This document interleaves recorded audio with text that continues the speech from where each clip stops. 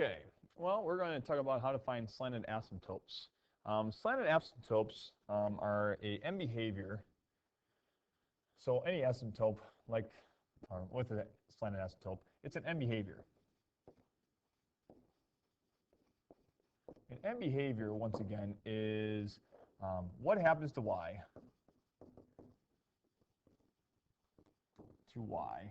as x approaches infinity or negative infinity, okay? And that's what we're talking about when we talk about end behaviors. Now, slanted asymptotes are an end behavior just like horizontal asymptotes, except you can't have both at the same time.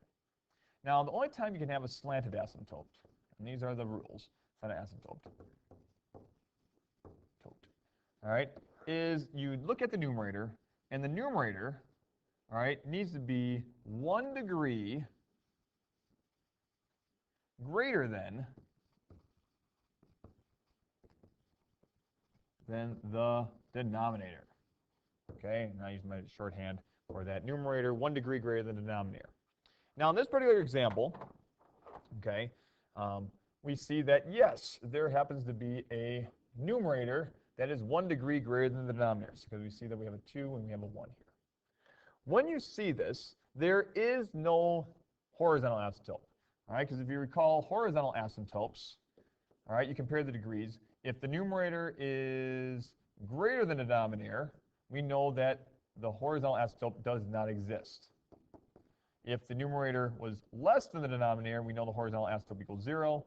And the numerator, if that was less than the denominator, if it equals the denominator, then we know it's going to equal the leading coefficients, I call it LCs, leading coefficients of the leading degrees. Okay, so we have those different examples. So when we talk about slanted asymptotes, a lot of students wonder, well, do we have a horizontal asymptote then? No, we cannot. Because a horizontal asymptote, all right, we don't have one if the numerator is greater than the denominator. And since the numerator is greater than the denominator, even by 1 degree, all right, we don't have a horizontal asymptote. So no horizontal asymptotes when you have slanted asymptotes. So no horizontal asymptote. And I just spent a lot of time talking about something that probably 3 seconds for. All right, so there you go. Okay. Now, from here, in order to find the slanted asymptote, what we're going to do is we're going to divide now, all right, the denominator into the numerator. All right, we're going to divide that by using long division. So I'm going to take this, all right, x minus 1, and I'm going to divide that into x squared minus x plus 1. And the slanted asymptote actually has an asymptote that's a line.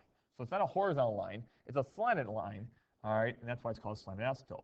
So your asymptote actually is going to equal a line, okay? So when we do this, we're going to figure this out. So we're going to take x, and we have x squared minus x. And then from here, I'm going to do the opposite.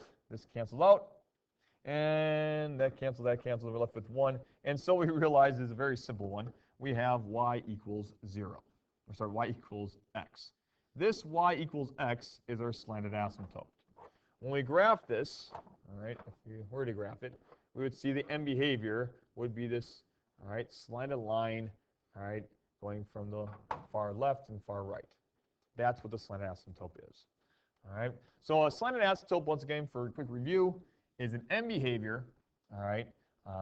You only can find it when the numerator is 1 degree, only 1 degree. I'll emphasize only 1 degree greater than the numerator. There are no, if you do have a slanted asymptote, there is no horizontal asymptote associated with it. All right. And the slanted asymptote, once again, is a line that you graph on your graph. Yeah.